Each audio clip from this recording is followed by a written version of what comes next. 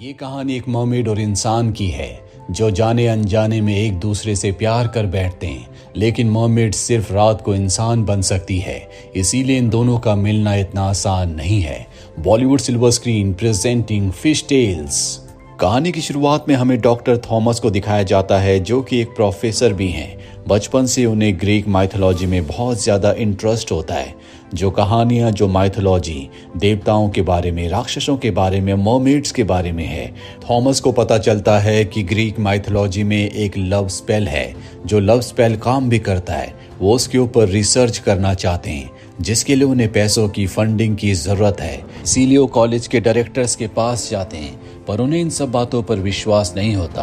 Professor Thomas की college में बहुत ज़्यादा इज्जत है, वो सबसे अच्छे प्रोफेसर है, इसीलिए उन्हें इस काम की परमिशन मिल जाती है। मीटिंग खत्म होने के बाद जब थॉमस अपनी बेटी के साथ होता है, तभी तीनों डायरेक्टर्स में से एक डायरेक्टर थॉमस के पास आता है और कहता है कि तुम्हें अपनी रिसर्च को, अपने काम को पूरा करने के लिए ग्रीस जाना चाहिए। वहाँ एक गाँव में मेरा घर भी है, वहाँ रहकर तुम अपनी रिसर्च को कर सकते हो।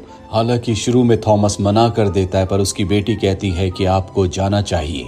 साथ ही प्रोफेसर अपने घर का उससे रेंट नहीं लेंगे और अब वो अपनी बेटी के कहने पर ग्रीस पहुंच जाता है, जहां पर उसे लेने के लिए कैप्टन और उसका बेटा आता है। जिसके बाद उसकी बोट से ये उस गांव की तरफ निकल पड़ते हैं जहां पर डायरेक्टर का घर है।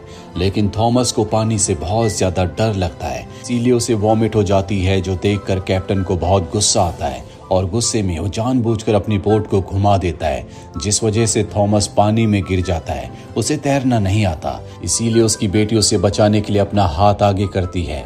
उसके हाथ पर एक ब्रेसलेट होता है जो पानी में गिर जाता है। दरअसल वो उसकी मॉम ने उसे दिया था, और अब जब ब्रेसलेट पानी में गिरता है तो नीचे मर्मेड्स होती है। ब्रेसलेट की चमक से वो उस तरफ आती है और देखती है कि थॉमस पानी में डूब रहा है।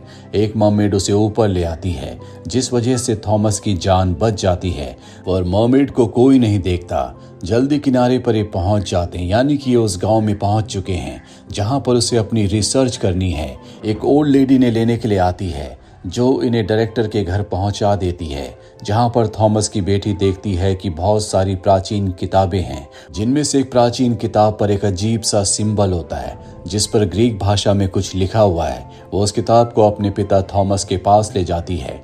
थॉमस कहता है कि इन लाइंस का मतलब है, जिन चीज़ों को हम नहीं पकड़ते उन्हें अपने पास रख लेते हैं, और जिन चीज़ों को पकड़ते उन्हें फेंक देते हैं। इन लाइनों का मतलब इन्हें भी समझ में नहीं आता। और अब थॉमस की बेटी देखती है कि उसकी कलाई पर उसका ब्रेसलेट नहीं है। दरअसल वो पानी में गिर चुका है, जिस बारे में उसे अभी तक पता नहीं था। उसे लगता है कि ब्रेसलेट बोट से उतरते हुए समंदर के किनारे गिर गया होगा, इसीलिए वो उस तरफ जाती है। तभी उसके पास वही ओल्ड लेडी आती है जो इन्हें घर तक लाई थी। वो बताती है कि यहाँ से डायरेक्टर की बेटी भी गायब हुई थी। अगर तुम भी यहाँ पर विश मांगने के लिए आई हो तो अपनी विश को अच्छे से मांगना। ये कहकर वो चली जाती है। थॉमस की बेटी को ब्रेसलेट वहां पर नहीं मिलता। दूसरी तरफ हमें कैप्टन के बेटे को दिखाया जाता है, जो कैप्टन से पूछता है कि मेरी मॉम घर वापस कब आएगी। दरअसल वो पिछले 4 सालों से वापस नहीं आई है।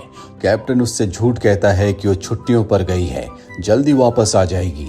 वहीं रात को हमें थॉमस की बेटी को दिखाया जाता है, जो ग्रीक की प्राचीन किताबों को पढ़ती है, जिसमें मर्मेड्स के बारे में, ग्रीक गॉड्स के बारे में, राक्षसों के बारे में लिखा होता है। ये सब पढ़कर उसे बहुत अच्छा लगता है। अगले दिन वो कैप्टन के बेटे के साथ बैठी होती है। कैप्टन का बेटा उसे बताता है कि वो ओल्ड लेडी जो तुम्हें घर तक लाई थी, वो गांव में लोगों की शादियां करवाती है।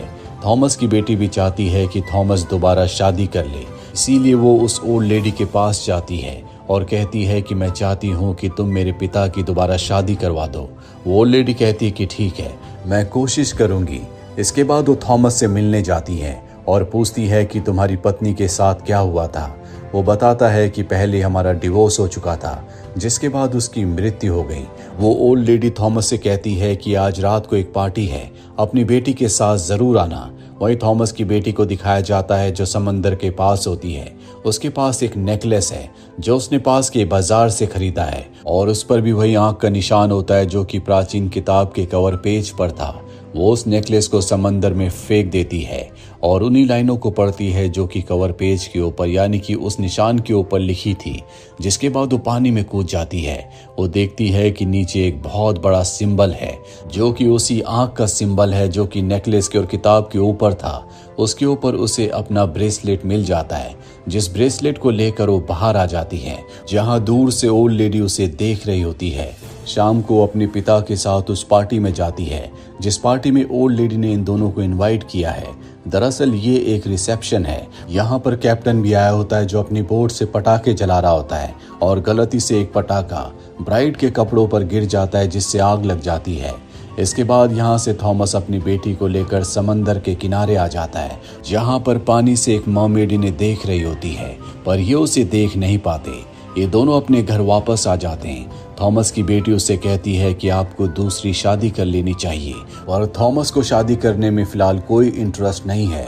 वो अपनी रिसर्च को, अपने काम को यहाँ पर जल्द से जल्द खत्म करना चाहता है। अगले दिन हमें थॉमस की बेटी को दिखाया जाता है जो समंदर में स्विम करने के लिए जाती है और जब वो नीचे होती है तभी उसके पास वही मर्मेड आ जाती है जिसने थॉमस को बचाया था। थॉमस की बेटी उसे देखकर हैरान हो जाती है। मर्मेड उसे एक शंख देती है ताकि वो पानी के नीचे सांस ले सके। ये दोनों पानी के नीचे बहुत देर तक घूमते हैं। दरअसल ऐसा लगता है कि पानी के नीचे पूरा का पूरा शहर है और अब मर्मेड बाहर आ जाती है। दरअसल उसे ग्रीक भाषा बोलनी आती है। वो कहती है कि मैं तुम्हारे पास तुम्हारी विश की वजह से आई हूँ। दरअसल उसने आई वाला लॉकेट यानी कि वो नेकलेस पानी में फेंकते हुए यही विश मांगी थी कि उसे ब्रेसलेट और मर्मेड मिल जाएं, जो कि उसे दोनों ही मिल चुके हैं। मर्मेड कहती है कि मेरे बारे में तुम किसी को कुछ नहीं बता सकती क्योंकि यही विश की इकलौती शर्त है। इसके बाद वो अपने घर वापस आ जाती है।